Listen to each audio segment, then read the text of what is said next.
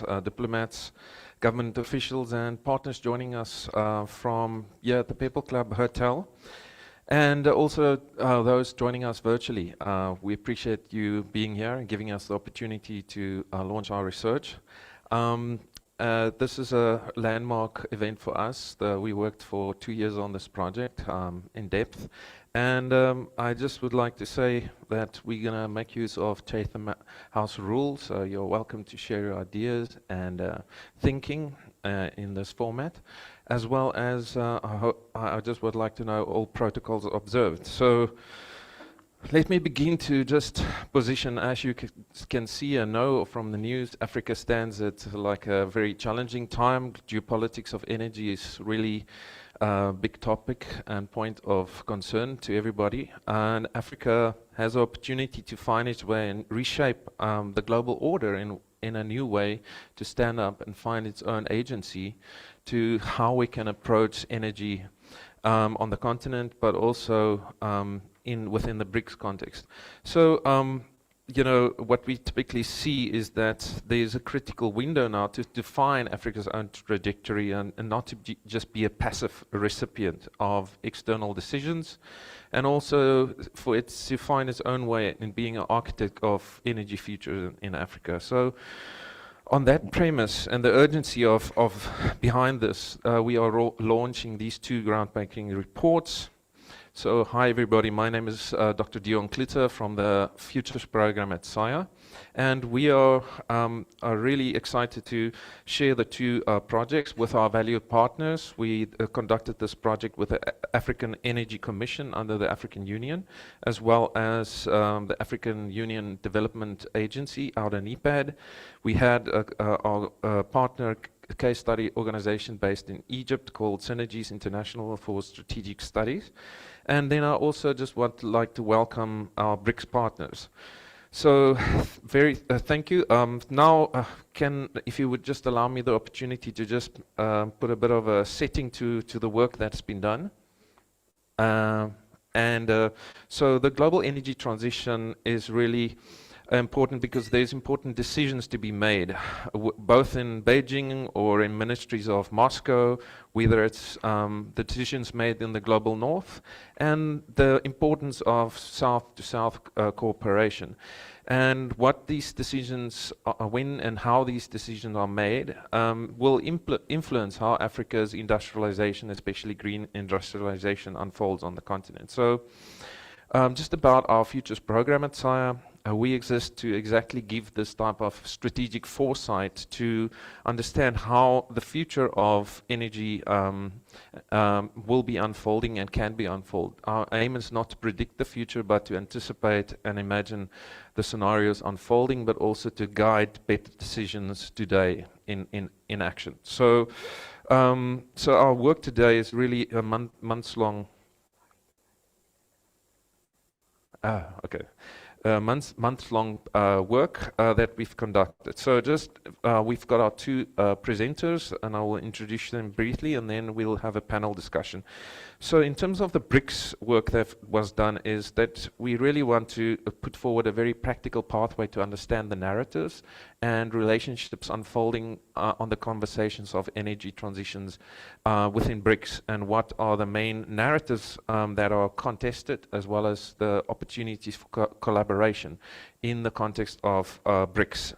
And what we provide is what we call a measurable regime flip metrics to understand what can shift the conversations towards really advancing green industrialization in the BRICS context. But also we're going to give you a concrete pathway and kind of dedicated roadmap for the next 5 years to see if we can make progress on the short term, but at the same time in the long term address the issues at hand. So what we specifically did was to focus on the China-South Africa relationship in the context of BRICS, and our researchers will point out that.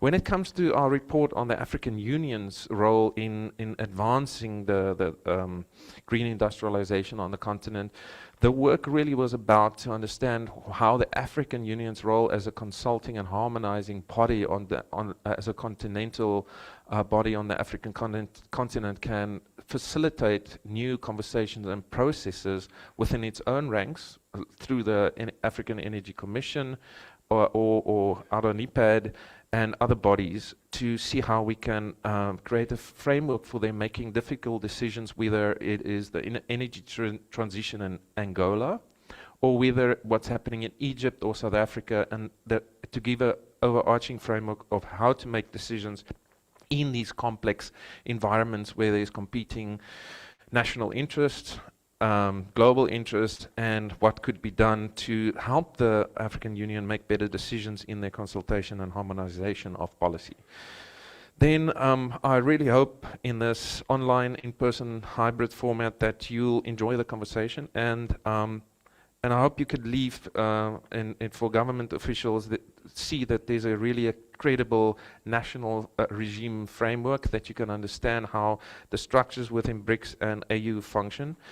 For finance-orientated people in the room, you know, there's proposals in here that proposes practical ways of blended finance facilities for hard-to-abate sectors.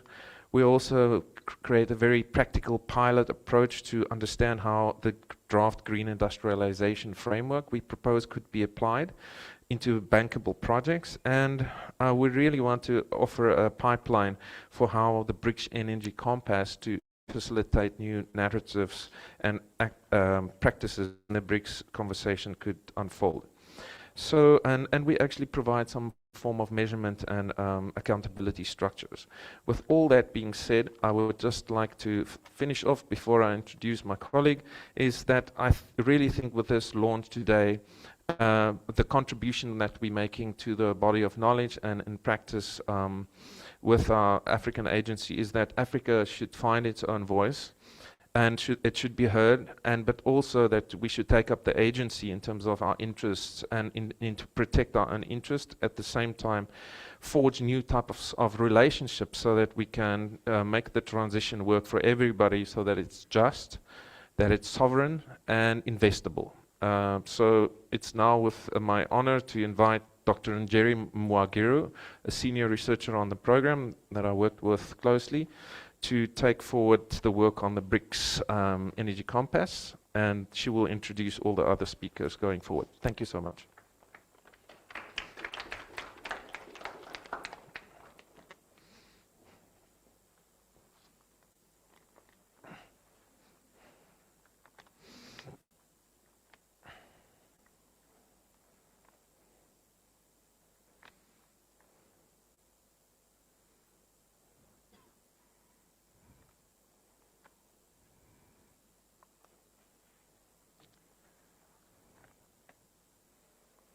Good morning. Can you hear me well? Okay.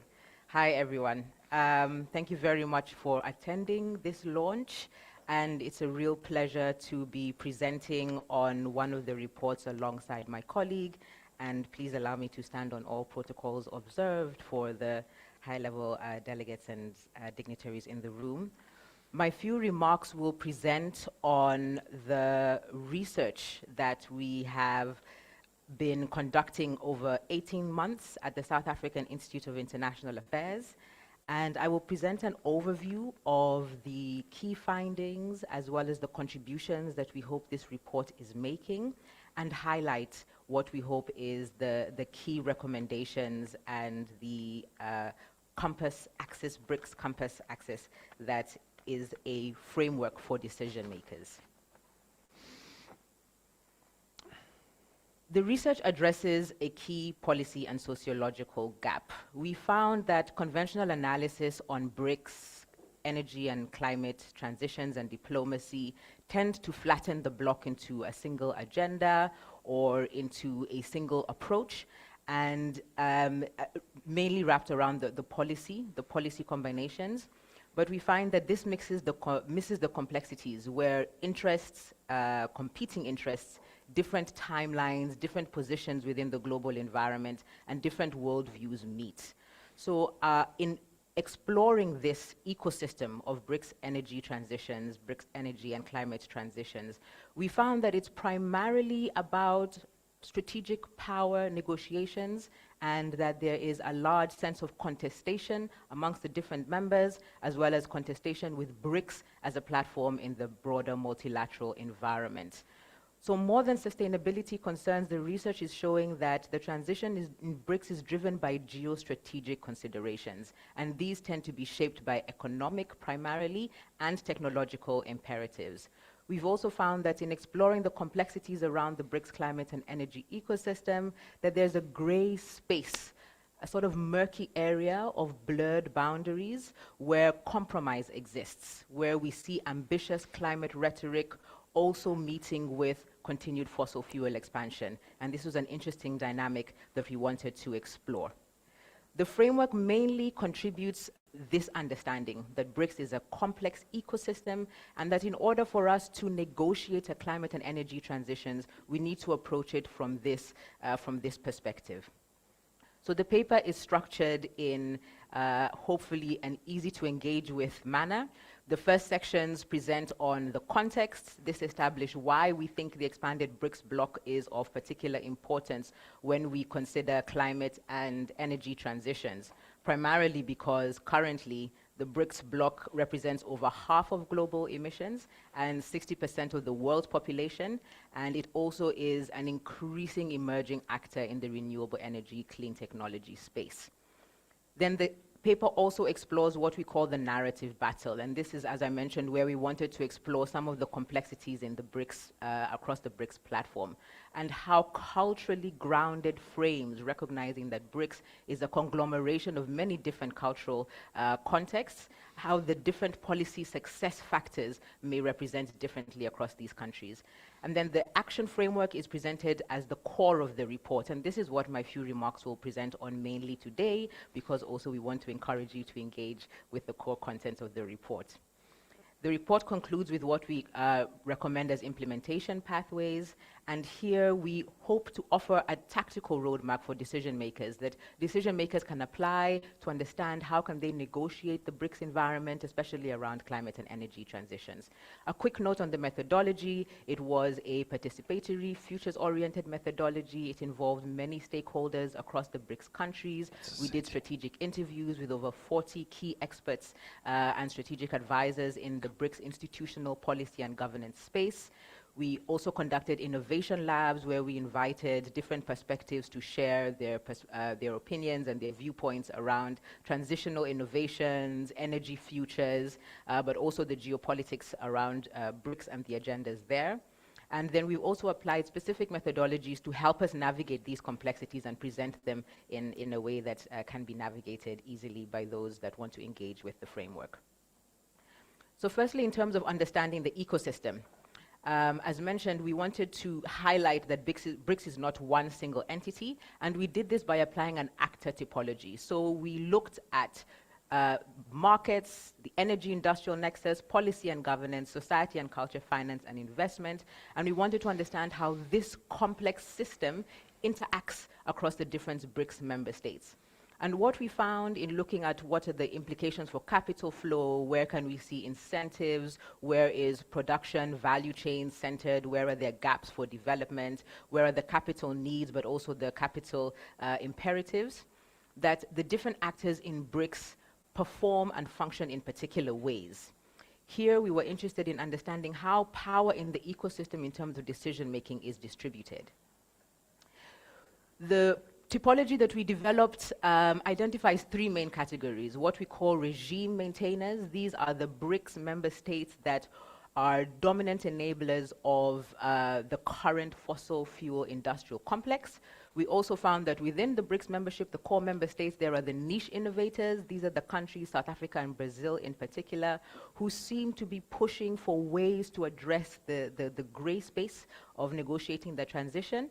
And we also have an actor typology of what we identified as disruptive challengers. These are the member states that we felt these are the emerging actors beyond the member states at subnational level that are also important for us to consider. We wanted to see how within the BRICS context, the cultural context of the BRICS member states, there are emerging actors as well that might not currently be part of the member state ecosystem. So just a quick note on some of these typologies. And I'll speak to quickly some of the key BRICS member states. With China, we found that this is the structural pivot of the system. It leads technology supply chains, but it also continues coal expansion. It has structural power within BRICS, but it also tends to create dependency in its partnerships.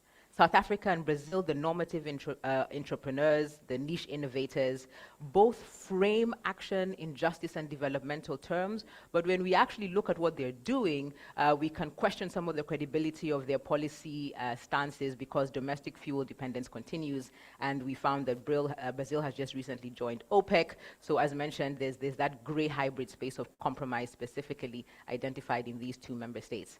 Then we also have the swing states, India and Indonesia, where the transition pace is determined by other ambitious constraints, and how these states, India and Indonesia, for example, navigate the transition is interesting to observe. Russia, Iran, United Arab Emirates are the incumbent guardians, which we have found tend to dilute binding agreements, especially when we look at how the Paris Agreement is formally supported but not necessarily implemented. And we were interested how in BRICS we have this agenda for green industrialization and renewable energy, but at the same time member states that make up a core part of the fossil fuel industrial complex. And then finally, adaptation-centered members such as Egypt and Ethiopia, newer to the BRICS bloc, but also we found having less institutional leverage within that framework.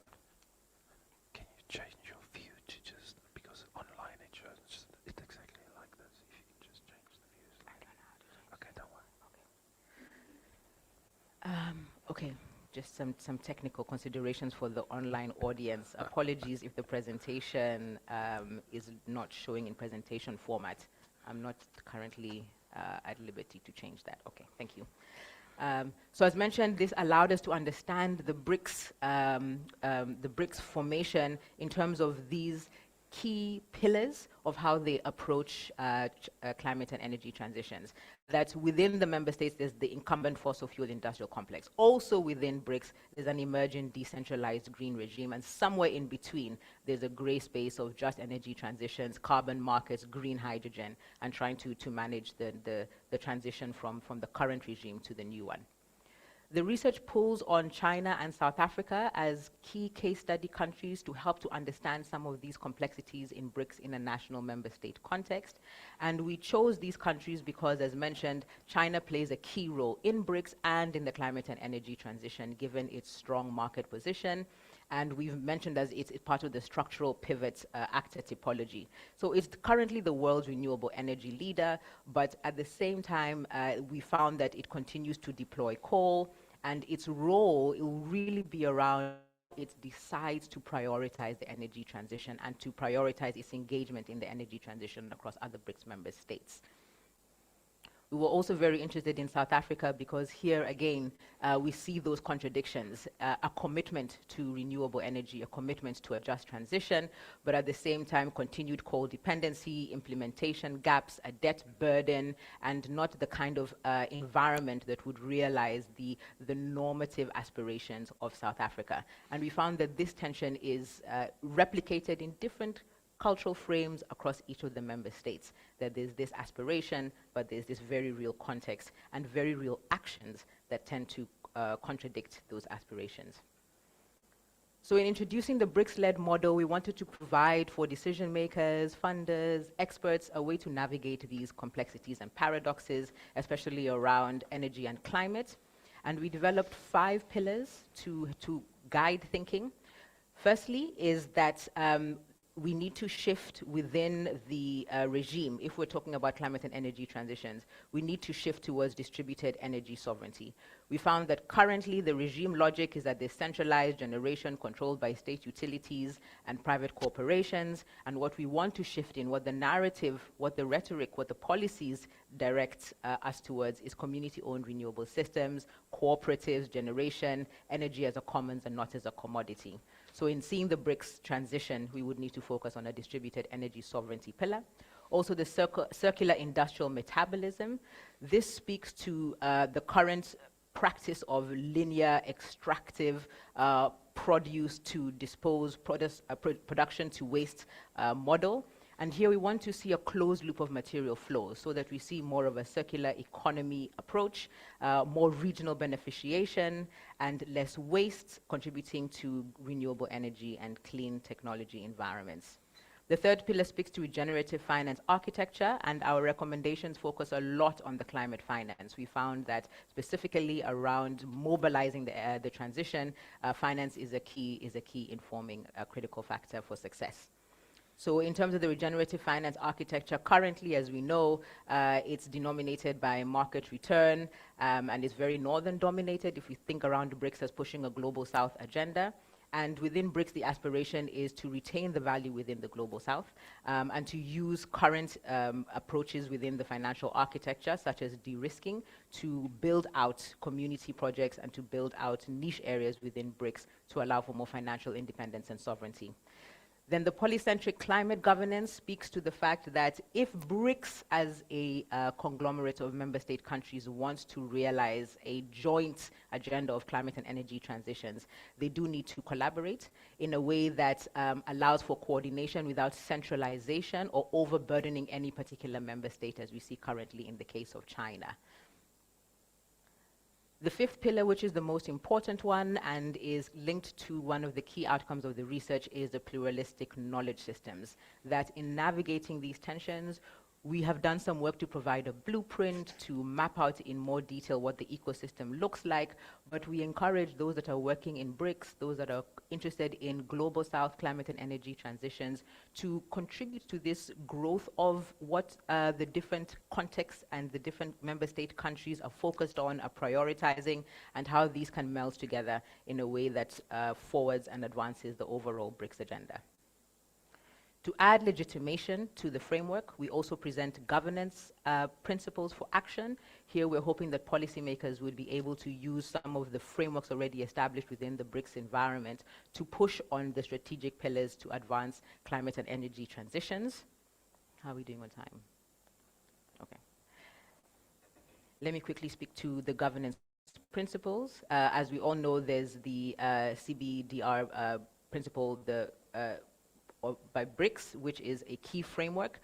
And here, in terms of operationalizing it, using the actor typology that we've developed, there's a call from especially the expertise that we engaged in the research for China and Russia to take greater financial technology transfer responsibility, to see South Africa and Brazil implement their normative leadership and frameworks, and for Egypt and Ethiopia, who are really pushing for adaptation and resilience, to have a bit more influence within the institutional structures of BRICS.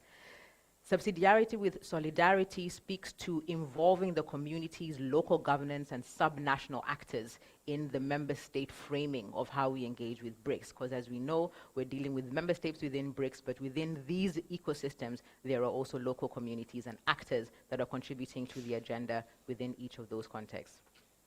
Then the rest of the governance principles are well described within the research that offer basically a blueprint for us to follow in terms of how to apply the compass and axis that are suggested as a way to advance the climate and energy agenda.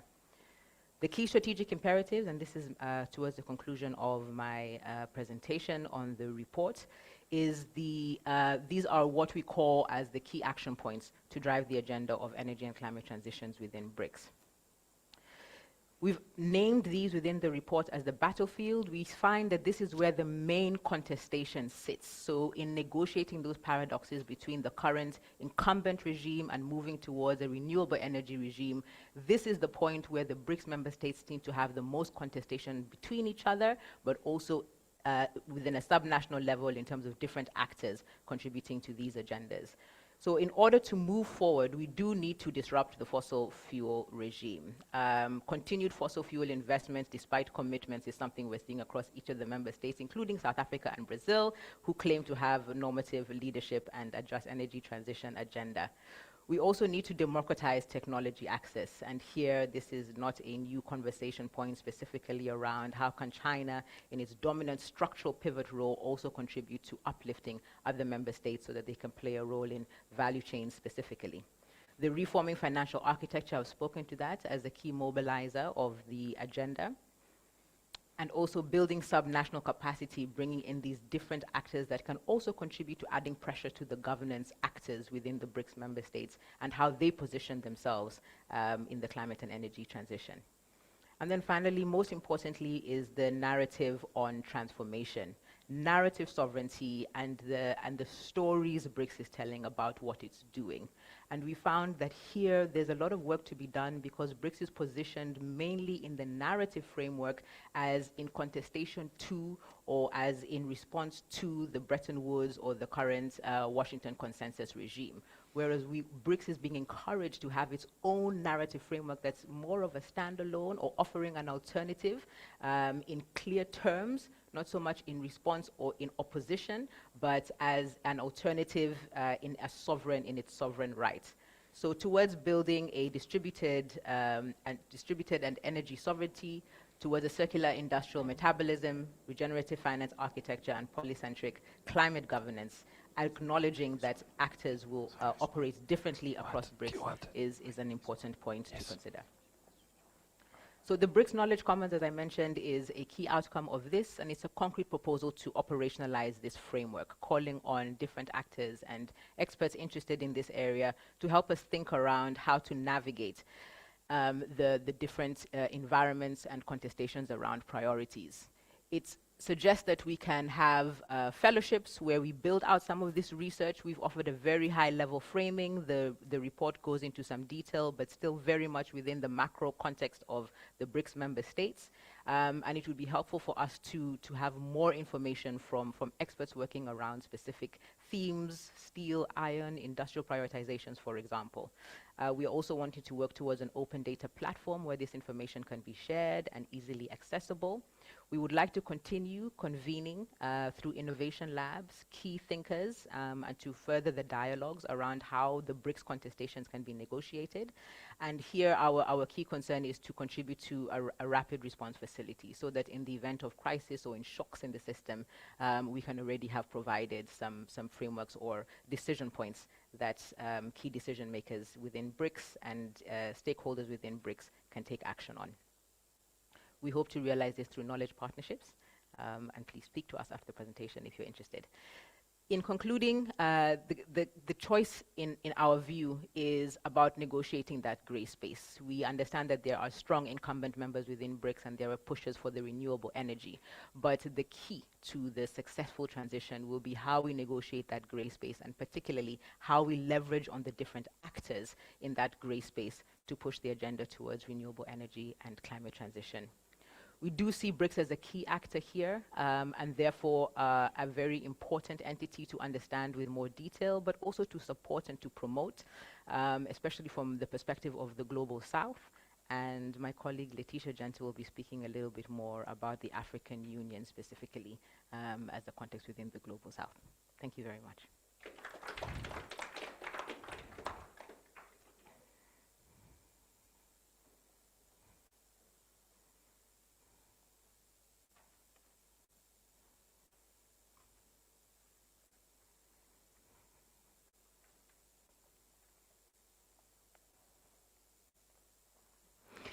Good morning.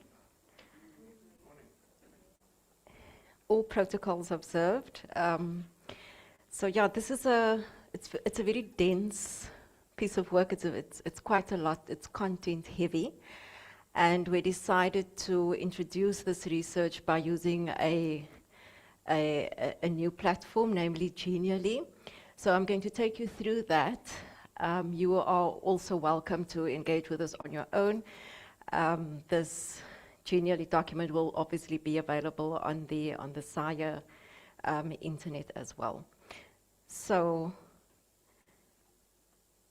our key focus here is to really support the African Union in their mandate, which is to harmonize the policy environments with specific reference to renewable energy, industrialization. And here, this presentation is split up into the research process, how we actually got to our recommendations, as well as also the research that we found. So bearing in mind, I said our work is specifically geared to support the African Union, which I think is also a very difficult task because, in support of 55 different member states, each one going through its own sovereign challenges, and then also to collectively form part of a continental mandate, which is to drive renewable energy industrialization. So I'm not going to go through all the different parts, but just to give you an idea of, we said that the system is in transition. And by what we mean by that is that renewable energy opportunity is immense. But also we find that transformation is not necessarily happening in the upstream policies or in the upstream momentums, but it's also happening in non-linear ripple effects. And that is what has informed our research fundamentally.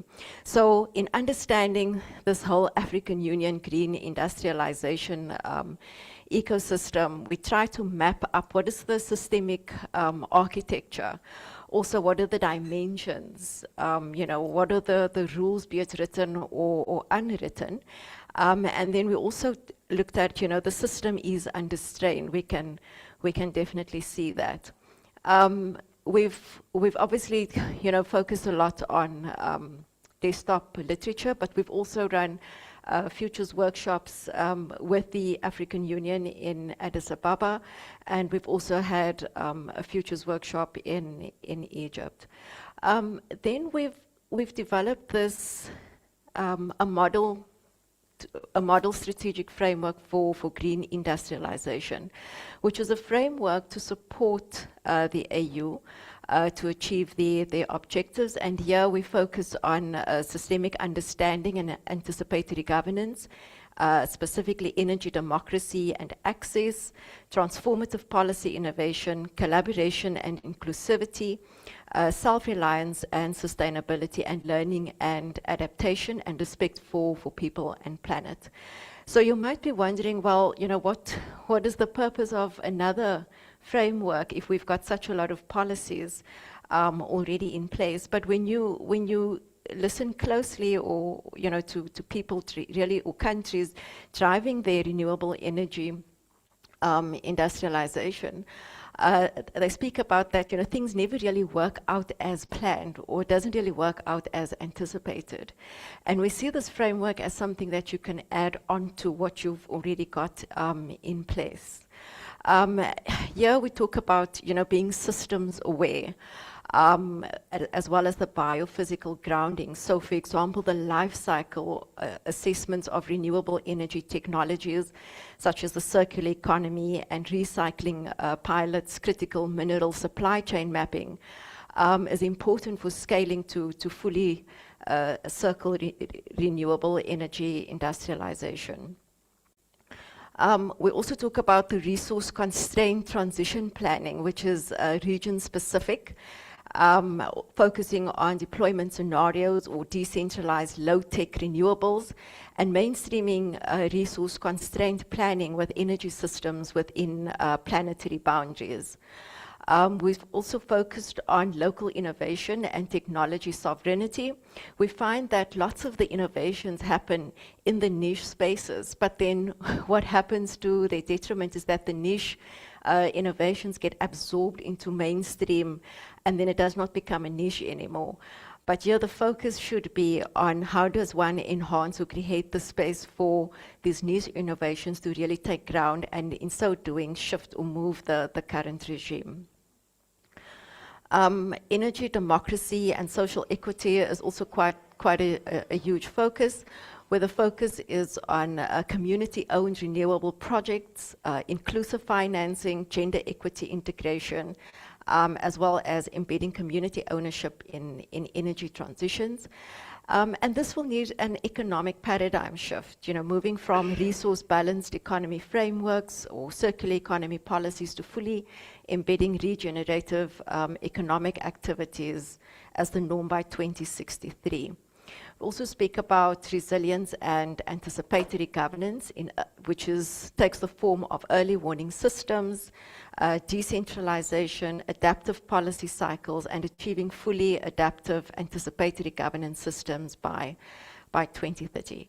This will require a cultural and behavioral transformation where one focuses on education campaigns, community-led stewardship, intergenerational justice, all mainstreaming sufficiency, stewardship, and justice values with universal energy literacy by 2063. So we took this framework and we said, you know, let's see if we can get it into a sprint plan, and also look at, you know, what type of governance is needed to make this framework work. And here we've tried to look at what are the key priorities, institutions leading it, the key milestones, and also looking at it from a target perspective. By means of governance and accountability, we talk about, you know, Africa, or recommending for Africa to take the lead in a biannual Green Industrialisation Progress Summit, you know, where one looks at different countries and their progress towards renewable energy industrialization. But then we said, let's go one step further, and we said, let's test this framework within a member state on the continent. And here we've worked specifically with Egypt. And we chose Egypt because renewable energy is quite advanced relative to other member states in Egypt. But all is not sunshine and roses, because Egypt is faced with geopolitical challenges, specifically with Ethiopia and Egypt. And here the question is, like, how do we apply this framework within this context? So as you can see, we looked at it from different dimensions. From a science, technology, and infrastructure perspective, policy governance perspective, investment and finance, society and culture, and also from a markets perspective. Then we mapped Egypt's position relative to this dimension, and also identifying key tensions or constraints, and then using this framework as a lever. How does one get out of this with the intention to expedite or advance renewable energy industrialization on the continent? So the idea is that one can take this framework, it has been applied on Egypt, but you can also apply it on different member states, which would obviously provide different levers. And then to support the African Union to really drive out this framework in different member states with a focus of advancing renewable energy industrialization, we've developed 4 policy recommendations, which the first one is to establish an AU Africa Renewable Energy Industrialization Fund, which is to partner with AU and multilateral stakeholders and really drive this catalytic pooled financing mechanism to mobilize and de-risk cross-border renewable energy investments, fostering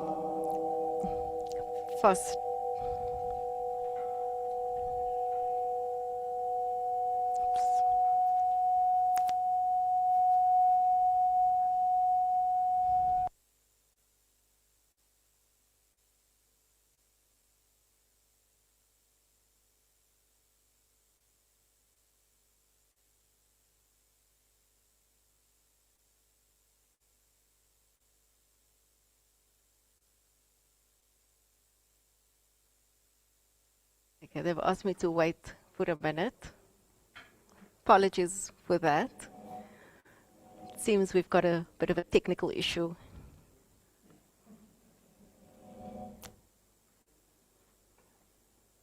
All good from the technical people? All good. Great.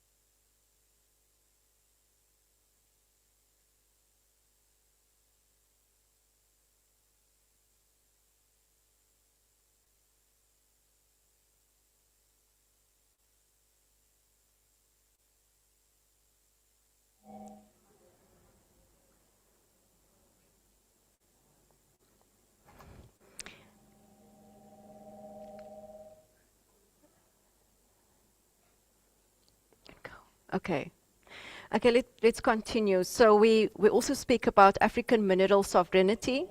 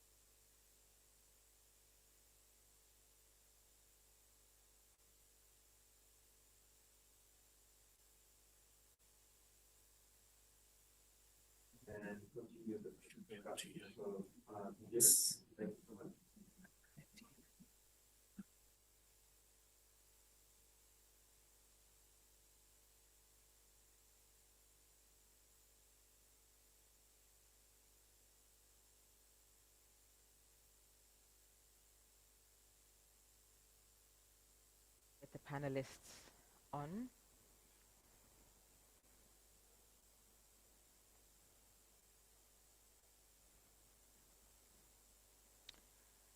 Hi, can you hear us online?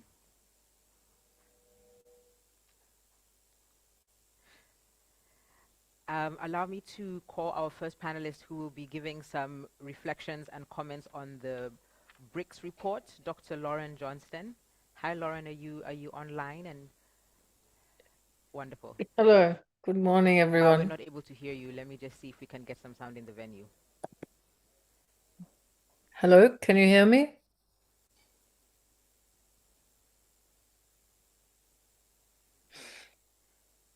Hello? Still no sound. Just give us a second.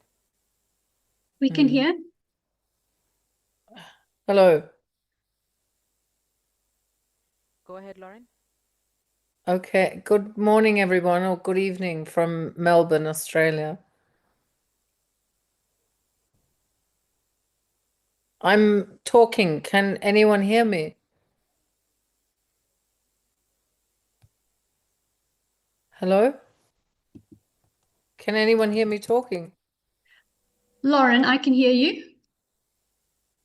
So No, we why can't can't hear they you. can't hear me at Sorry the about that. venue, but We you did can this hear same me? thing earlier, but I suppose I'm sure they're working on. Let's what just happens hold when on a you go moment. hybrid.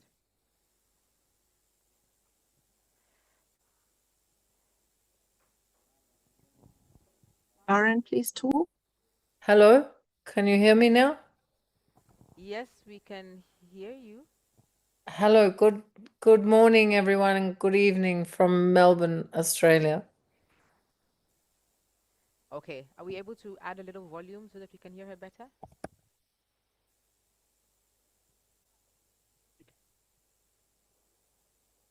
Hello, can I be heard? Yes, yes, you can be heard faintly, but we'll make it do as we fix the situation. So Lauren, thank you for joining us, and thank you also for being one of the key peer review contributors to the report.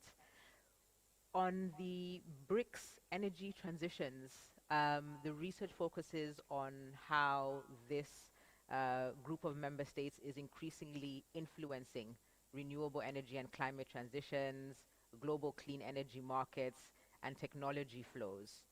In your view, how do you think diverse member states, we spoke about the actor typology and recognizing that BRICS is not one monolith, is made up of different cultural contexts, different priorities, and sometimes competing interests.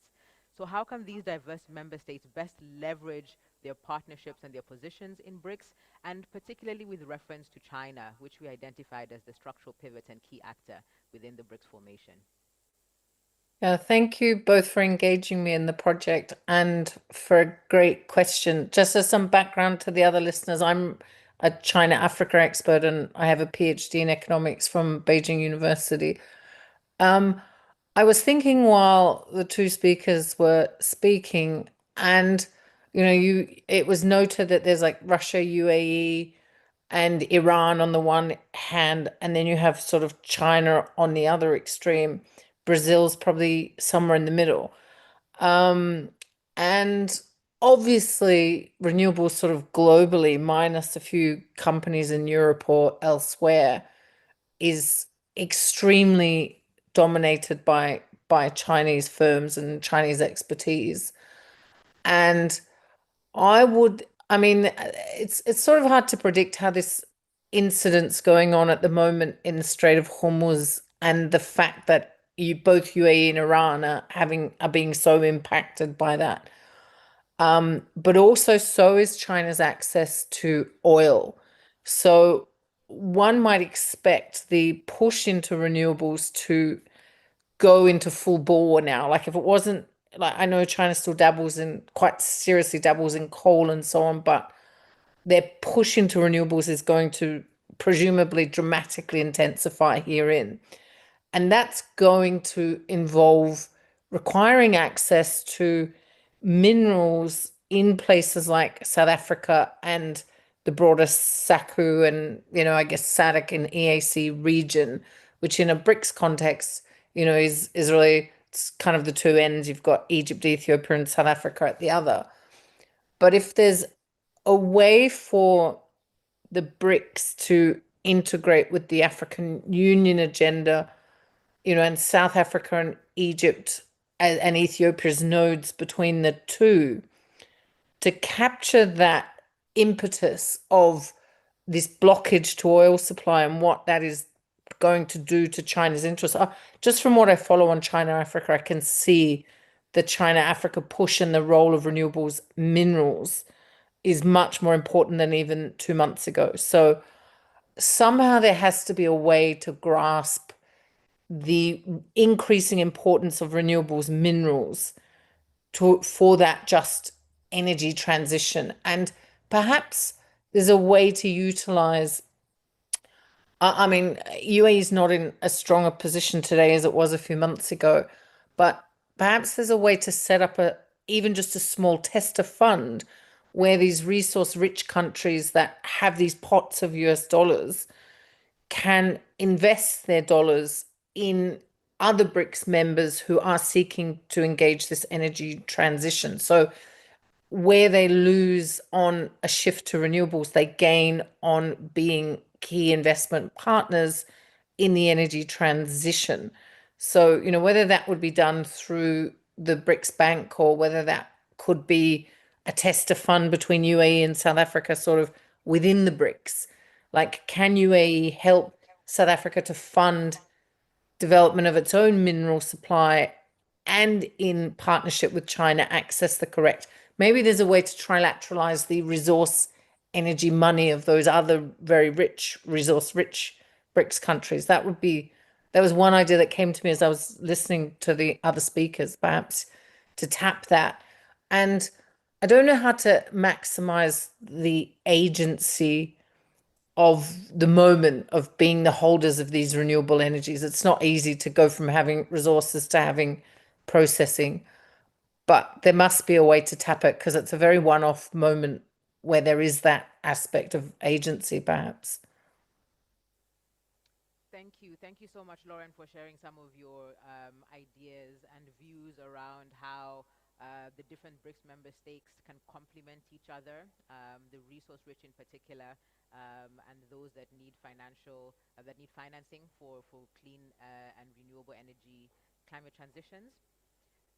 Let's speak a bit about, we've spoken a bit about the complementarities. Maybe perhaps share some of your views on the tensions, particularly between the agendas and mandates between BRICS and AU. So to what extent do you think that the AU and the BRICS can collaboratively advance their interests in ensuring that energy transitions deliver technology, as you mentioned, that local value addition and beneficiation occurs, and that there's capacity building for the global south? So the question is, do you think there's some key tensions between BRICS and the AU over and above the complementarities that you have highlighted? I think there's tensions wherever there is a technology holder.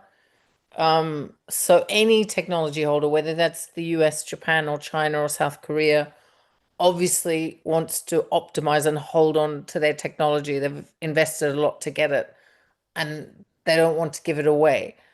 So that would be the fundamental aspect of this. And, getting access to, like, when China itself was developing, and this is perhaps the greatest lesson and reference, it formed a lot of joint ventures. So most of the foreign investment that went into China in the 1980s and 90s, I was actually an intern at KPMG in Beijing in the very late 90s, and I saw a lot of these contracts, and almost all of them had a sunset clause. So these were joint ventures of like 40 years duration, favorable investment terms, favorable tax, but they had very strict agendas and plans for converting the human capital and making sure that the leadership was joint and all this sort of transfer, so that 40 years later, this joint venture would basically become completely Chinese, which is about now, if not, in the next 10 years.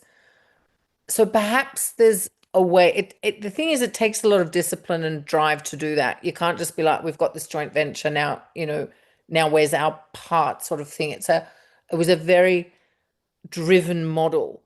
So to repeat that drive to extract and capture the lessons and the know-how and go through that process over 4 decades really isn't easy to replicate. But it at least offers a baseline. Maybe there's a way to set up a joint venture that's 20% today, 30% in 5 years, 50% in 20 years, and so on. So then it's even more of an incremental model or something. And to base that around, and balance resource nationalism. Resource nationalism is another fear, to be honest, at the other end. Like China must fear Africa's resource nationalism. So that's the tension might seem like it's all based on China's technology access or UAE's money or this role of Russia in the world, which makes some types of coordination a bit difficult. But actually, there's a lot of fear of resource nationalism, and that shouldn't be underestimated. But at the same time, it really must be captured. It must be captured at such a one-off moment in history. Yes, thank you so much, Lauren. The research notes that it's a one-off moment in history and a really important time for this agenda to coalesce and for us to push in advancing this agenda. And thank you also for highlighting that while there may be member state case study countries like China that can offer a baseline or some experience that other member states can learn from, we do need to keep in mind that the different actors within BRICS have different priorities and will have different cultural contexts. So those joint ventures will manifest in different ways. And so while we can learn from across the different member states, we still need to be sure that we are tailoring the interventions across the different actor groups. Thanks so much, Lauren. Please stay online. We will be having a Q&A with some of the audience and participants online. But let me invite Letitia to ask some questions on the AU report.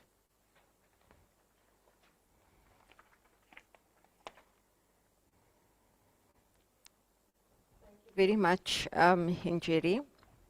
So allow me to just introduce our panelists for the AU Renewable Energy Industrialization paper. Our first panelist is Peter Cloete, Principal Energy Advisor at the African Union Development Agency and Africa-EU Energy Partnerships.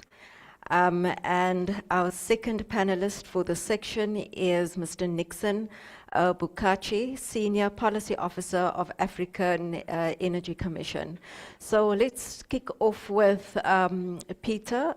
So our first focus here is on governance and coordination architecture. So my first question to you, Peter, is how can the African Union's governance mechanisms be strengthened to ensure coherent coordination on energy transitions and green industrialization? Thank you very much, Leticia, and congratulations to SAIIA on the launch of the two papers, which are very informative and certainly very going to be very useful for policymakers, decision makers, and people are studying these two regions and our continent. As it is well known already, the African Union has a very elaborate governance mechanism for that overall continental structure, building from member state to regional economic communities as the building blocks of the continental integration, and ending up even at the apex as at the heads of state level. On the other level, they are very well structured, the structural, sectoral mechanisms for governance. Just last week, we had the ministerial meeting here in South Africa for transport and energy, which is one of the policy levers for the governance of the African Union as a whole. But looking at getting to your question as to what could be strengthened or which areas could be strengthened, I think at the core of the African Union governance mechanism is the need to be people-centered, that all the policies and the strategies that the African Union seeks to make and to implement at the end of the day, therefore, the benefit of the continent and the citizens on the ground. And I think this is generally seen as perhaps the weakest area in terms of connecting what's happening at the regional level and the continental level in terms of policy recommendations and how it is perceived and how the people respond to it. Mm-hmm. And this specific area impacts on how the nations motivate whether they make their contributions or how they implement the policies that are arising from the continent, the continent's policy organs. So I think in one way or the other, this is mainly an awareness and an involvement issue that the African Union, I believe, needs to address to enhance its relevance and acceptance across the continent among its the African citizens. And of course, the African Union is working hard on this, but it's certainly an area that needs attention and needs improvement, in my opinion. Great. I'm so glad you gave me the segue to add in this question, which is in light of divergent priorities between renewable energy-led industrialization and existing fossil fuel-dependent economies within the AU member states. What do you believe will be the most sustainable and equitable pathways for the continent? Yeah, thank you very much again for your this question. It's a very pertinent and relevant question for the continent. And 2 or 3 years ago, shortly after the Russia-Ukraine conflict, African Union developed a paper that's called the African Union, a Common Position, African Union Energy Access and Energy Transition. And it acknowledges and recognizes the different levels where African member states are in terms of energy access, in terms of energy transition, and in terms of developmental needs. And for that reason, much as all African countries aspire to undertake and to implement energy transition, the pathway will be not common, but will ultimately end up in the same location. And it will depend on the resource endowment and the developmental needs, and also the level of energy access that each country has. The other thing is that the regional integration will always be a very critical aspect of being able to support and to promote the sharing and optimization of the resources that exist in the continent. And so the pathway, whichever pathway any member state takes or pursues, will have to put the people at the center of it and to ensure that it does not jeopardize developmental needs and the needs to address energy access and the alleviation of the energy poverty needs in the continent. So it will be a mix of promoting the renewables, but also making use of the resources that are available in the transition. So it will not be a destination, but a journey. I thank you.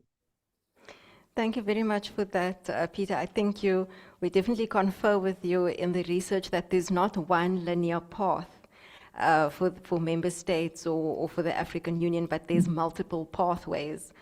And some might diverge or converge, like I think the previous panelist, Lauren, mentioned that there's these different options, and the key is to really look at, well, which one is more prevalent now, and how does one leverage that. But thank you very much for your time, Peter, much appreciated. I'd now like to go over to our next panelist, which is Nixon Bukachi. Nixon, I hope you can hear and see us. Yes, I can hear you well. Hope you can hear me. Yes, we can. Thank you very much. So just for the people in the room as well as those online, so Nixon also attended our workshop in Addis Ababa when we started off with this project, and it's very good to see him here. So Nixon, this question which is addressed to you focuses on financing and implementation gaps. As we both know, those are two very focus points, and you can't really move forward if you don't have the money. And implementation is really what decides, what gets implemented and where. You can have the best policies, but if you really can't drive that implementation, then that's where things get stuck.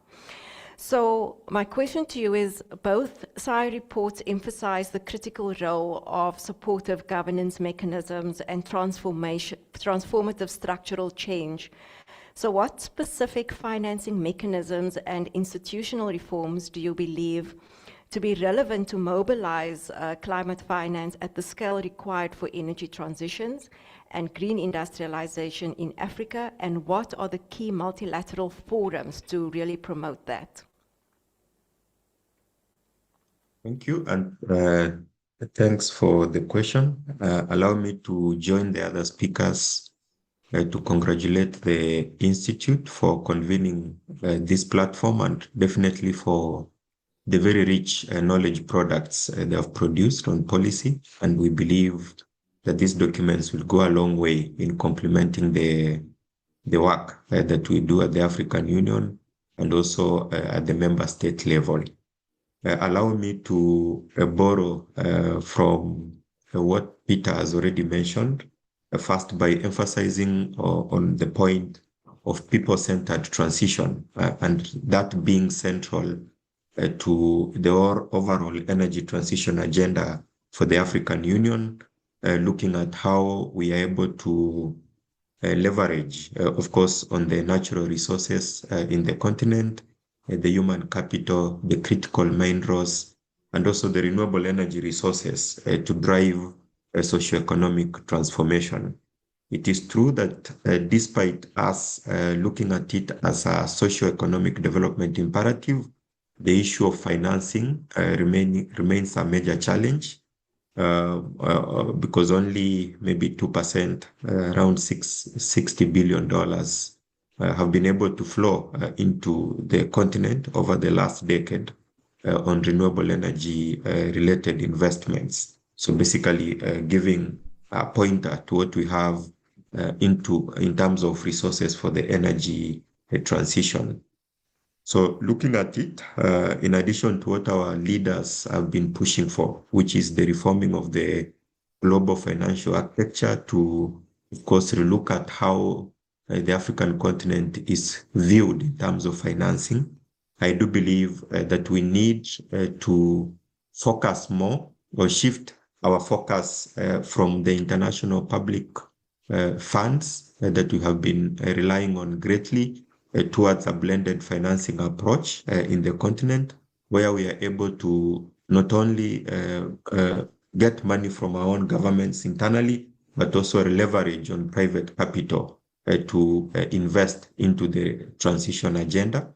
And of course, you must have heard in recent years, there's been a discussion around the use of pension funds, for instance, to advance the energy transition, because we know countries like South Africa, for instance, Ghana, Kenya, they do have a lot of resources in form of pension funds that are being invested in other infrastructure, which we can leverage on to move the investments towards the energy transition as the first solution that we might be looking at.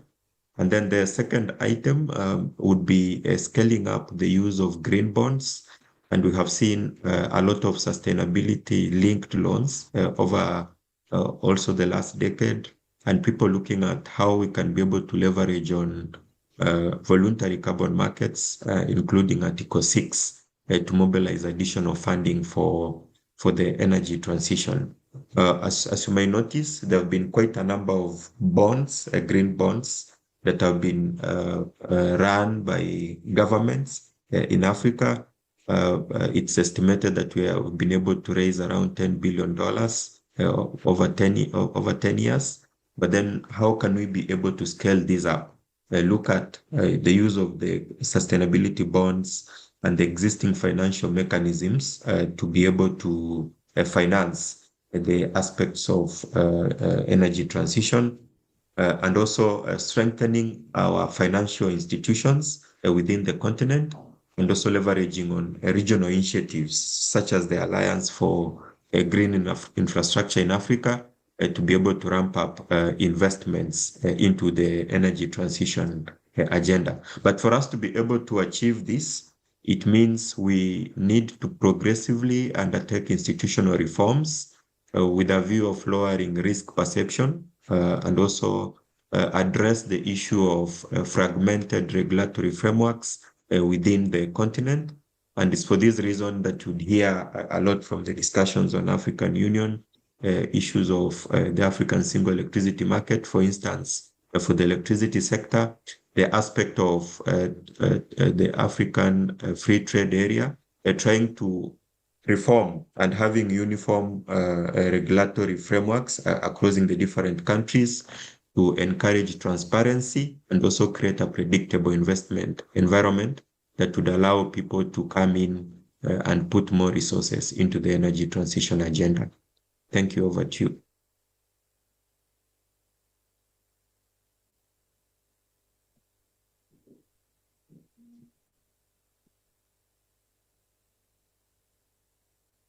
Did I lose you? Sorry, I can't hear you.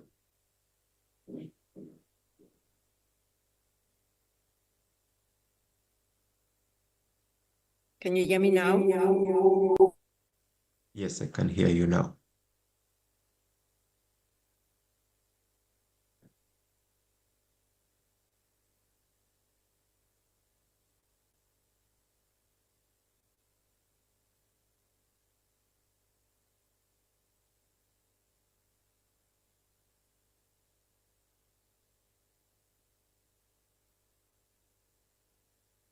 How about now? But now there's an echo. Okay. Okay, you can hear me now. I just wanted to add that another avenue for finance is also diaspora bonds, which we address quite a lot in the research. And it would be interesting to just test that as well and see what the return of that could be. And also the impact that it could make on energy investments. Our next question, Nixon, which is, what key measures are being implemented within the AU and AFRIC to ensure energy transition investments align with the African industrial development priorities while maximizing export-oriented renewable energy markets?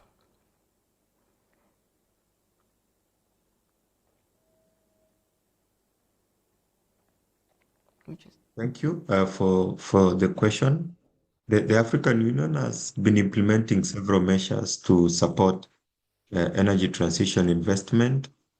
In this case, as Peter did mention, we have the African Common Position on Energy Access and Just Transition, just emphasizing on the people agenda.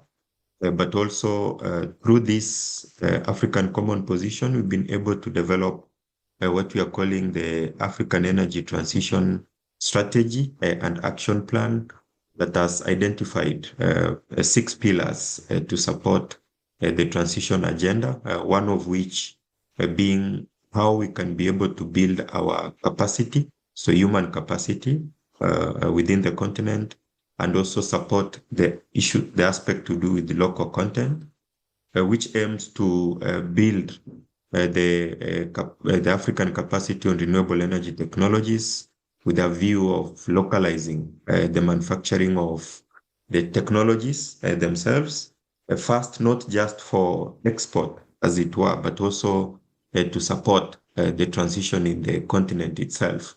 It's our strong belief that the energy transition agenda and the industrialization aspect is not only significant for the exports, but also for for the Africans themselves. So our first market actually is the African people. And you'd see across the different sectors, if you're talking about mobility, the mobility sector, if you're talking about the electricity sector, all projections are that we are required to scale up the various technologies that support the transition. For example, if you look at the Continental Master Plan, we are supposed to increase our installed capacity or our contribution of the renewable energy technologies in the energy mix from the current 20% to more than 60% by 2040. So in this case, increasing the uptake of wind, solar, hydro, geothermal technologies. So in this case, the question then becomes, where are we getting the technologies from? So it means as a continent, we need to support the renewable energy industrialization agenda, not just for the export market, but also for our own use to begin with. If you look at the transport sector, it would be the same thing. When we talk about the electrification of the transport of the fleet, for example, and the use of batteries for storage, and we need to manufacture these batteries locally first for our own use before then talking about that export. So just to emphasize that the policies we have, of course, are looking at how we can be able to export some of these technologies instead of exporting the raw materials, but then also looking at it as a need for the continent itself to support the energy transition, and beyond that, socioeconomic development, and also the issues to do with energy access. So in addition to the energy transition strategy, we have the African Green Mineral Strategy that aims to ensure that the raw materials used for renewable energy technologies like batteries are refined and processed within Africa, adding local value before that export. And lastly, what I already mentioned on the African Continental Free Trade Area, which looks at accelerating inter-African trade, eliminating tariffs, of course, reducing the trade barriers to boost industrialization, and also harmonization of standards so that we are able to support each country or each region in production of the renewable energy technologies. Thank you. Over to you. Thank you very much for that, Nixon. Definitely very comprehensive response there as well. And I think the key is also that we've got quite a lot of policies, processes on the continent. And I think when one listens to that, it gives the sense that, you know, we are prepared, and now the next step is obviously driving the implementation. That brings us to the end of our panelist discussion, and I'm going to hand over to our moderator to open the floor, and you are welcome to pose some questions.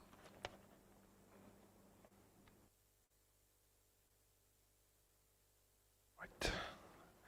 Any questions, comments on the work we've just presented? Please go ahead. Congrats, well done.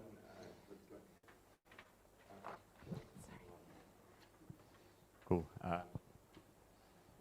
Am I audible?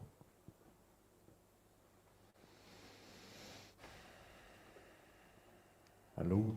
Yes. Okay. Great. Ross Harvey. Congrats on the work, rich wealth of knowledge that you've produced.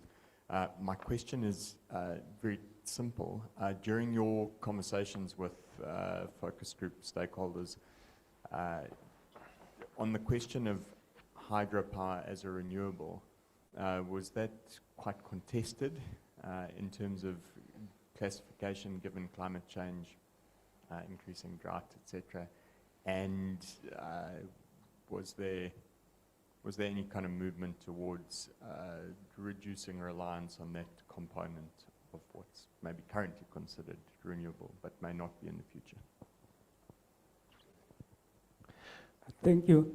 The Global North preached a doomsday scenario about climate change, and yet they import clean coal. Can you talk to about clean coal, please?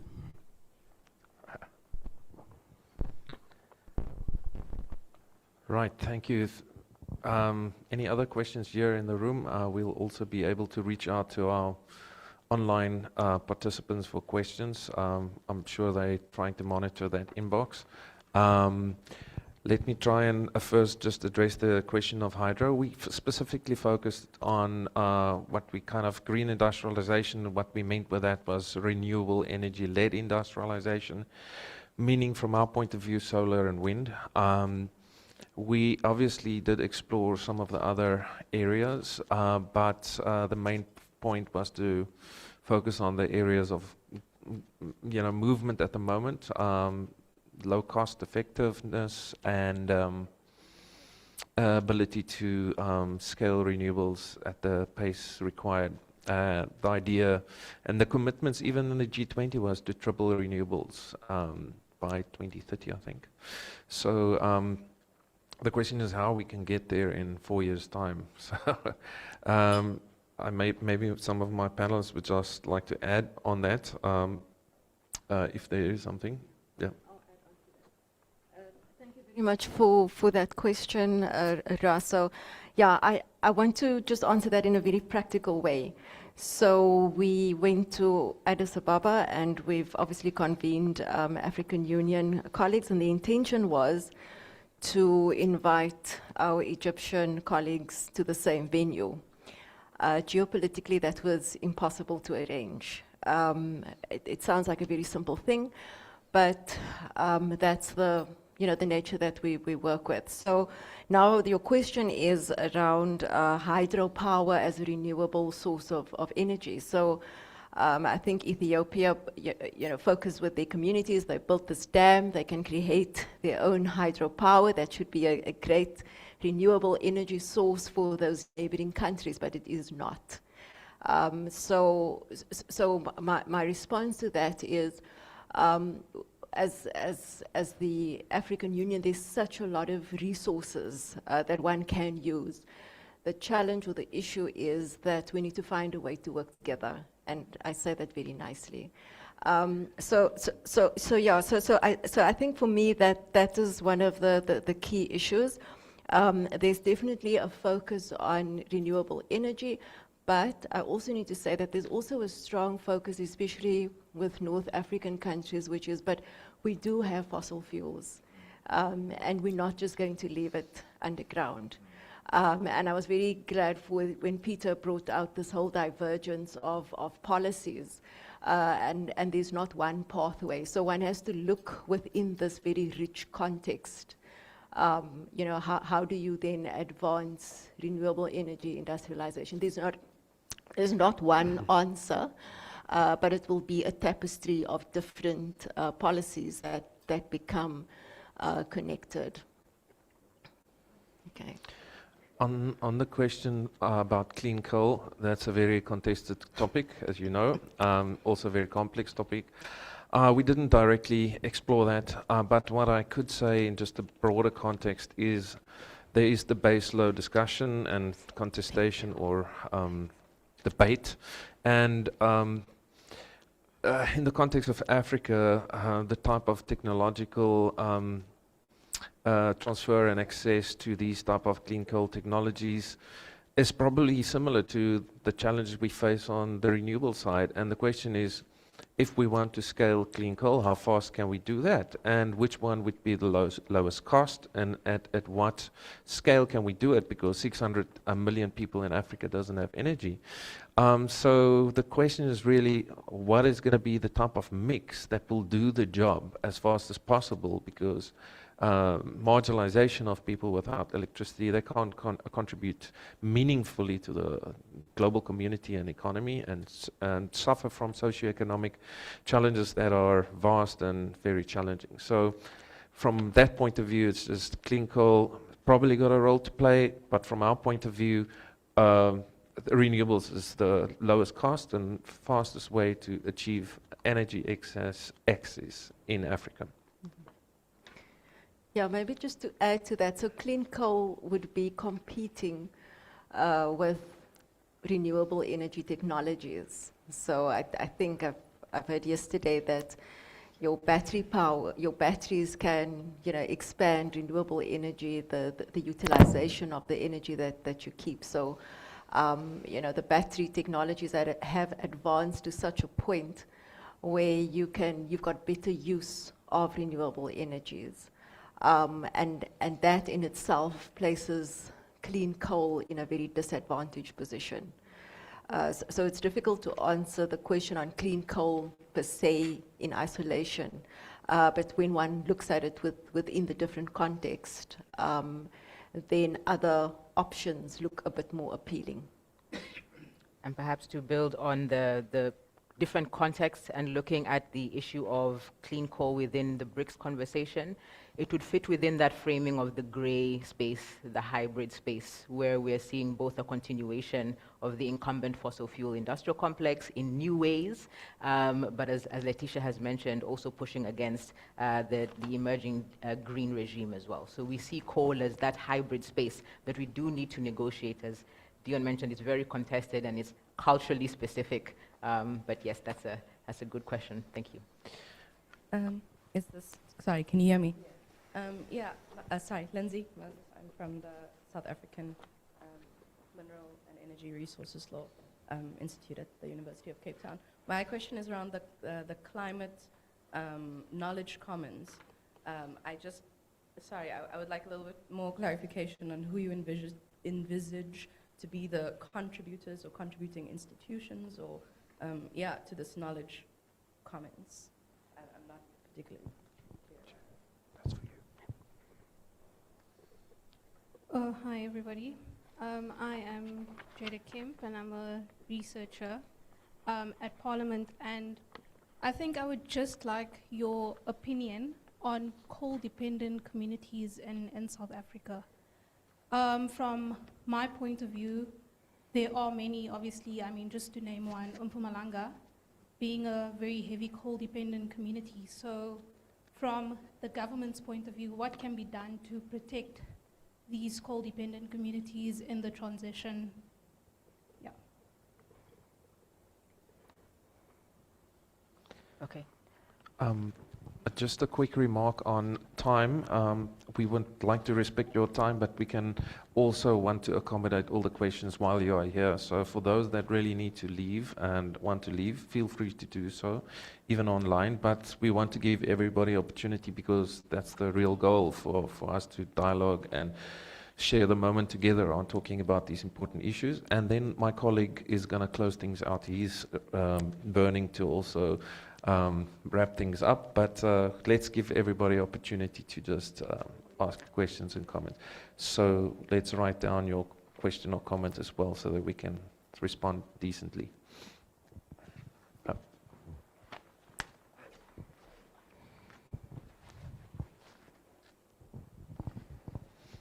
Hi there.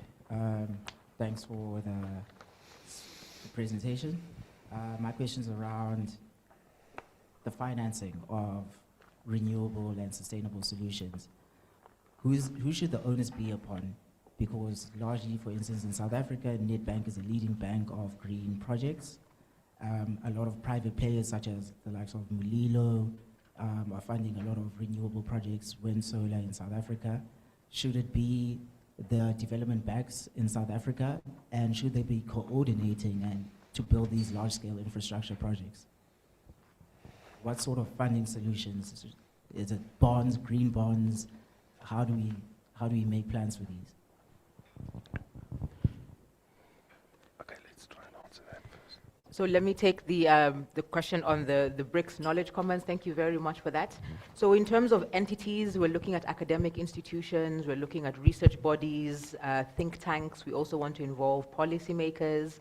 We've already used this research activity as a way to start bringing together interested parties, but it's an open platform. We wanted to contribute to open research, to open knowledge sharing. The focus is on entities, institutions, experts that are working on BRICS issues, specifically around climate and energy transitions, but within that broader ecosystem. So whether it has a governance focus or a market focus or financial focus, we welcome that engagement. Currently, we are just setting up the sort of institutional frameworks for that, but the idea is that it will build out into a substantial community, a substantial network or practice network, best practice community that can contribute to informing policy in BRICS climate and energy transitions.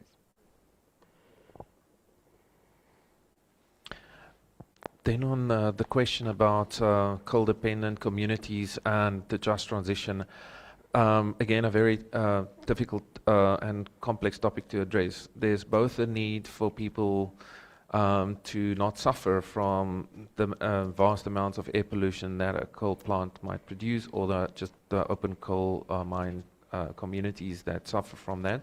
At the same time, these people are dependent on their livelihoods from the same mine, and you get this paradoxical position. And then there's the opportunity of renewable energy. So there's a lot of innovations happening in the space, but I think from my point of view, going to the communities, really listening to the challenges and opportunities they foresee for themselves, and linking that in a coordinated fashion with the finance institutions, but also government. And making sure the government has a will to really speak to the needs and address the needs of communities is really where things are at. But also the role of the NGO and private sector players. I think there's not one answer I can give you on how we can safeguard the coal communities, but what we could do is really make sure we listen to them and co-create solutions and responses that works for everybody. Because the examples I have seen, like globally, maybe in Colombia, Brazil, and even in global north countries like Canada, is a significant investment in education and skills development. Some of the people obviously are kind of about a retirement age, and there's also those challenges. So it's a multi-dimensional issue to address, and I won't be able to speak to it all at this stage, but I hope I made a contribution. I'd like to add to the question about communities. In our work, and I can show you where it is, we've identified 3 different community projects. We call them niches, and we also identified, what mechanisms can we put in place to support these niches so that they grow. Because what we find is you can have a very innovative project or something happening within a community, but then it somehow falls flat within the space that it is in, or it gets absorbed into formal business, and then the community is left stranded. So we can obviously go through that, and I can share that work with you. I think the key focus for communities or coal-dependent communities should be on just transition, as Deon mentioned earlier.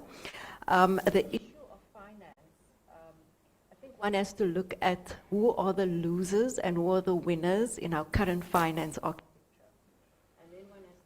The question, well, how do we change that? And that would need a different paradigm. So especially in our workshop that we did in Ethiopia, we discussed this issue of diaspora bonds, which is a bit different to what we are used to in terms of blended finance or green bonds. And the main critique to these diaspora bonds was, well, what would the governance look like? What would the governance model look like? We also know we've got lots of corruption on the continent, and how does one really manage those types of investments? So my point is that if we're going to stick with the traditional finance models, then we'll have the same winners and the same losers. We do need different options, but we also need guardrails to support those different options. Yeah, one example, sorry, Jerry, one example about the communities that really excites me is this notion, and we researched it throughout the BRICS project as well as the AU project, is the notion of energy democracy, but also the practical implementation of that. And what energy democracy means from my point of view is ownership, the practical ownership of energy infrastructure in communities, from a small scale, medium to large scale infrastructure, whether it's utility scale or just general solar panels in a township where people find ways to finance it, whether it's community financed stockfels where they put money together and buy the necessary mini grid capabilities and have that set up so that the community benefits from these and they can actually make money from selling the energy, which is a viable way to make money for communities, or whether there's larger investments where you get a whole village or town. Mpumalanga's got a lot of sun and wind, and that is there, and that's also a way to find ways to the community to actually benefit from just what is there already, but them to own that, and there's different business models that can go with that, whether it's that, energy cooperatives, which you find actually in countries like America, which is very private sector oriented. There's energy cooperatives where states actually have a utility scale cooperative where everybody owns a little bit of the entire grid. So that's just some examples. On the finance points, thanks for bringing up Nedbank and some of these other corporate actors. In the research we did on BRICS, which includes South Africa, we found that a key gap actually is getting the finance to flow to subnational levels, so to your municipalities, to your local communities, and we are hoping that in building out the knowledge community, we can work a little bit more around how do we get direct local finance access so that we bring in more actors into the finance field. And also in terms of who drives it, we found that there are multiple actors with competing interests that are within that climate finance space. But a big gap is that a lot of those conversations are not including your smaller beneficiary and your smaller actors. Okay, so is there more? Yes, just maybe one online comment or question we might have from the audience. Have you seen a question that we should address there to a comment? There's one here from anonymous attendee. How can the AU and BRICS partners align the African mining vision mandate for local value addition with a renewable energy-led industrialization ecosystem to ensure that critical minerals for the energy transition are processed and manufactured into green technologies like batteries and solar components within Africa rather than exported as raw materials? Maybe we can ask our online panelist or even Alex to answer that one. There's a lot of movement that was created by the African Mining Vision, but the actual implementation of it has not been entirely there. And to move to beneficiation and processing, like Lauren already mentioned, is really at the heart of things and the finances behind that. But maybe Lauren wants to quickly share her ideas, and then we can get Alex to also address those issues, and maybe if it's time, we can wrap up the conversation. Thanks. Hello, thank you for bringing me in. I have to apologize. I have a broken ankle, and I was slightly distracted by my broken ankle. Can you just repeat the question? Very briefly. Yeah, Pippa is gonna do that. 1 second. It's mainly how the role of the African Mining Vision and the critical minerals context can play a role to find a way to use these critical minerals and processing and for Africa to benefit in these mining value chains within BRICS and in the AU, and some form of cooperative solutions. Since there's not too much crossover between the AU and BRICS, it's hard to offer an answer that applies to both. especially in the critical minerals context, there's probably even less crossover.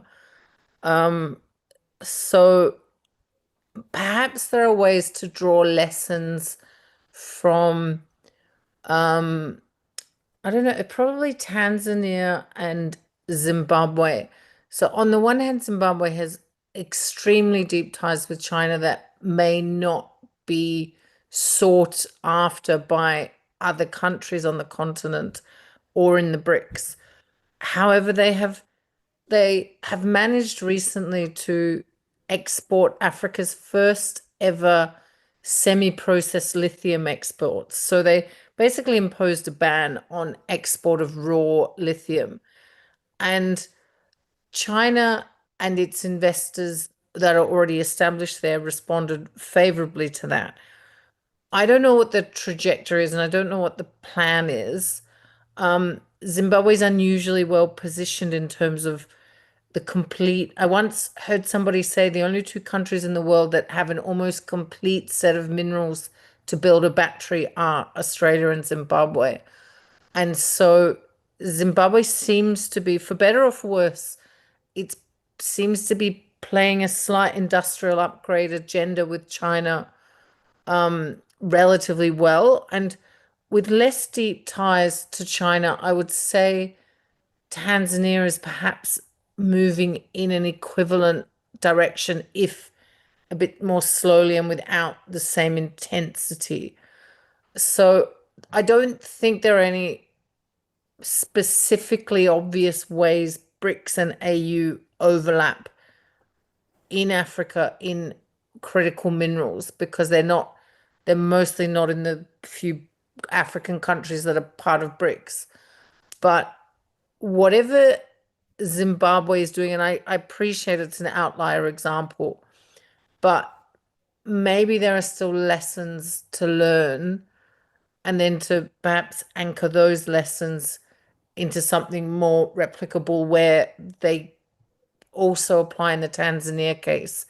Because Tanzania may be slightly different to Zimbabwe in that it does have a large array of minerals and resources, but it seems to play international investors quite well. It gets lots of investors in, so the country isn't as dependent on one.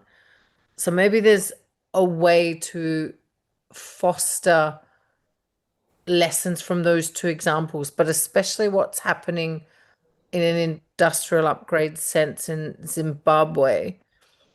Otherwise, there's an agenda in. Are you still there? Can you hear me? I've lost the screen. Okay. Yes. There's an agenda in China which is completely separate to BRICS and not strictly related to the AU either, but it's focused on Africa. And there's a hub in Changsha in Hunan province.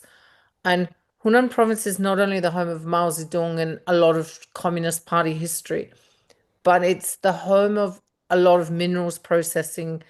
It's the world's hub of antimony production, for example. And it houses a center that is attempting to overcome a lot of the problems of China-Africa development and African development, and to really speed up economic ties. And all the problems that China now has via this Iran story and via tension with Trump and tension with the EU make the access and the affordable access to minerals and growth sources elsewhere even more important. And so, part of this tariff reduction is not just to foster African exports. This is this recent policy of removing tariffs on African exports to China, is not just about fostering African exports. It's also about making the inputs to Chinese manufacturing production cheaper, because then those Chinese firms don't have to pay the tariff either. So really there is an extreme amount of importance on what Africa offers China at the moment. Perhaps there's a way, for example, that effort in Hunan has a Chinese research unit, like someone has brought together a Chinese network of researchers from across Chinese universities and think tanks, like a small cluster to study China-Africa relations, to study all these trends and sort of optimize things in that development direction. And, there's no peer equivalent of that in Africa, for example. So that would be one thing to try to set up, is some analytical peer. But perhaps in terms of the negotiating, there is some way to use that base in Changsha, but I don't know who the negotiating point would be on the Africa side. That's the challenge. You don't have this central government, the same way. Maybe there are ways to, best inform what America or Europe might offer and somehow use that as a way to maximize China's access so that it delivers better processing outcomes and better value added outcomes for African countries. I would both learn from the Zimbabwe and somewhat the Tanzania experience, even though there's no BRICS relevance, but you can extend it. And then I would look at what China did in terms of how it engaged. Basically, what China offered the West in 1980 was not just a prospect of a future market, which Africa offers China today too, but a massive pool of cheap labor that really didn't have many rights. That's not what Africa offers China. It does have a big pool of labor, but they have more rights and they're not as cheap per output. But it does offer natural resources. So I would look at how China used its labor offerings for its long run development and use the draw of its future market, and it's the market and all these cheap workers. I'd somehow try and draw the lessons from that and apply them to critical minerals access today. Like, who would coordinate that and how you could make that work at the firm level? I'm not sure. I'm not aware enough of the institutional context in any given African country, let alone across them. But at least they might be intellectual starting points. And I'd just dig around in what's going on in Zimbabwe and what the institutional arrangements are also. Okay. Yeah, thank you so much. Interesting and helpful ideas. Let me hand over to Alex Benkenstein. He's the head of the Climate and Natural Resources Program. Oh, I should sit for the video camera. And Alex, I hand over to you to wrap things up, but also share some of your ideas on all the issues we discussed. Thank you. Absolutely. Okay, let's just get the audio going. I do apologize for the difficulties we had with technology. The good news is that when you struggle to get smooth audio for a hybrid meeting, maybe it does mean that the day that our AI overlords take over is a little bit further away than we thought.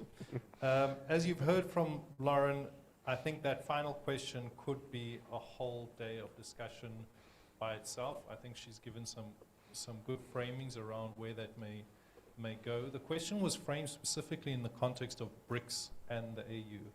The first thing I think maybe from my side that I'll say is that on the AU side, in terms of a coordinating body and in terms of articulating continental priorities, we do have that framework. We've heard about the African mining vision, but it was mentioned much more briefly that last year we had the publication of the African Green Minerals Strategy, which is precisely a continental articulation of priorities around this moment, recognizing that Africa comes from a history of extractivism, unprocessed minerals being taken out of the continent, and if there's any hope of achieving the vision of Agenda 2063, that must change, and that's going to involve local processing, it's going to involve the development of green tech value chains, and it's going to involve the scaling of energy access on the continent, because we know that energy is, of course, not just fundamental to human development on the continent, but it's fundamental to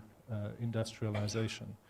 So just to elaborate a little bit on that question, I think also to recognize, and it was clear in Lauren's response, that when we have this question about critical minerals or green minerals cooperation and how that plays into the energy transition and in green industrialization, there is a significant section or portion of this discussion which is not so much a BRICS discussion, but a discussion around how individual states and regions relate to China's current absolute dominance of green tech value chains, battery manufacture, solar facilities. And these are challenges that BRICS members themselves are struggling with.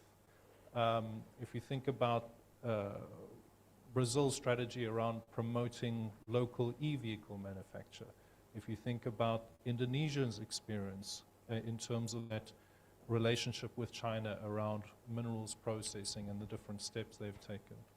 So there's an element to which this is a China-Africa or a China-Brazil or a China-India, even China-Indonesia discussion.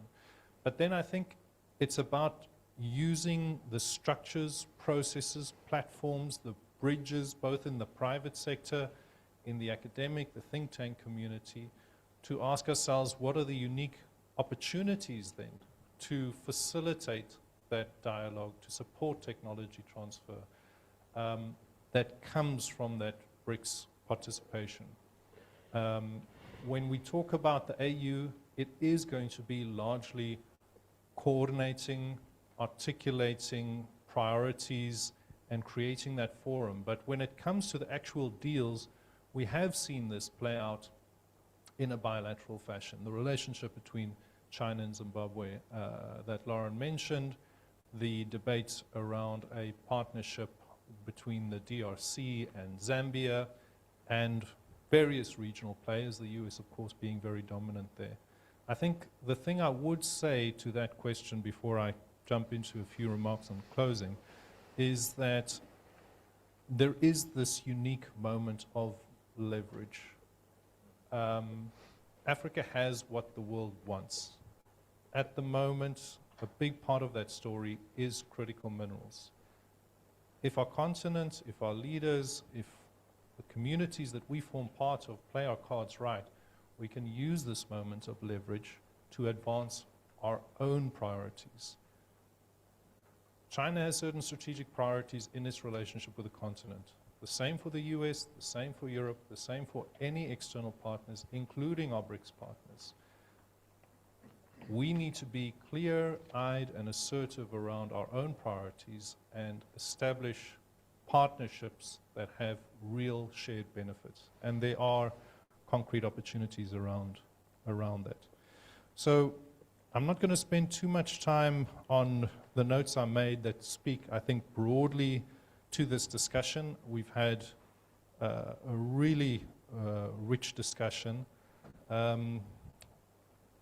me also just say from my position as head of the Climate and Natural Resource Program at SAIIA, I think what we see illustrated in this research and what we hope you will also see as you engage more deeply in the material is precisely the rich outcome of where we kind of hold in a productive tension the present and the future. We know, the future is not shaped in a linear and deterministic way by the present, but we also know that whatever future we move towards is going to be somehow grounded in this context of the reality we're facing today. And this moment is a global energy crisis. It is a moment where tensions, including tensions between individual BRICS member countries, are shaping the kind of space, narrative space, shall we say, the space for cooperation, and we see that reflected in the BRICS discussions even this year under India's leadership. So I think it's finding that balance and operating in that space where our discussions are evidence-based, they're based on an assessment of the realities around us, but also, and this is where the future methodologies that we use throughout this research have been so exciting, engage our imagination and maybe broaden our horizons a little bit around what is possible in terms of this collaboration. I would say, just very quickly, at SAIIA, we are very excited about the road forward in terms of the research. There are various individual projects and collaborations taking place. I won't go through all of them. I would say that there is a lot of exciting work taking place that looks at BRICS as a whole, but also important work in terms of looking at Africa's relationship with some key economic powers, including the Africa-Gulf relationship, the Africa-China relationship, Indonesian partnerships. And that also feeds into our discussions around BRICS. Just yesterday, we had a sit-down with the South African BRICS think tank to talk about signing a new MOU with them to build on the current agreement we have with them. So that institutional partnership and linkage is also incredibly important for us. And all of this, as SAIIA, really comes down to or is framed within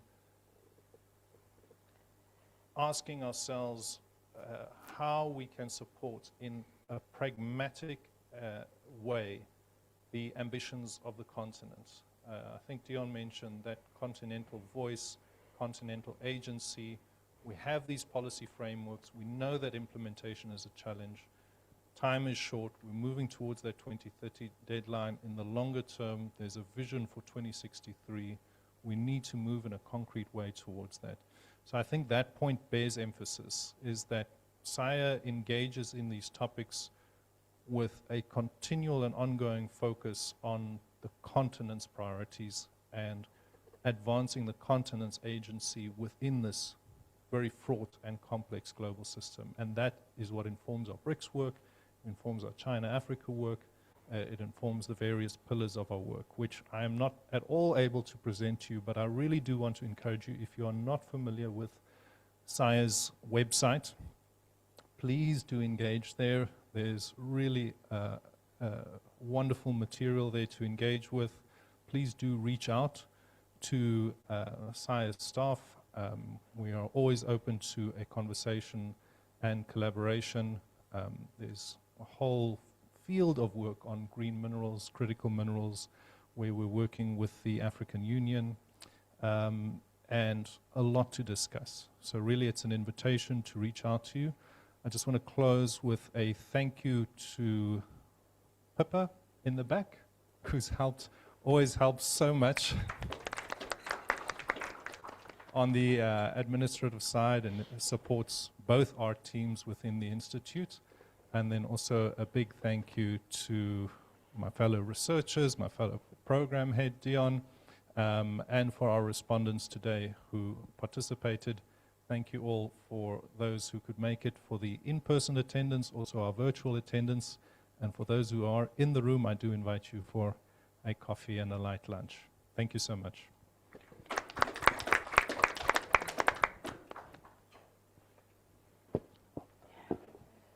We didn't have the QR code for the PR. Yeah. What happened? We didn't print it. Huh? We didn't print it, the PR code.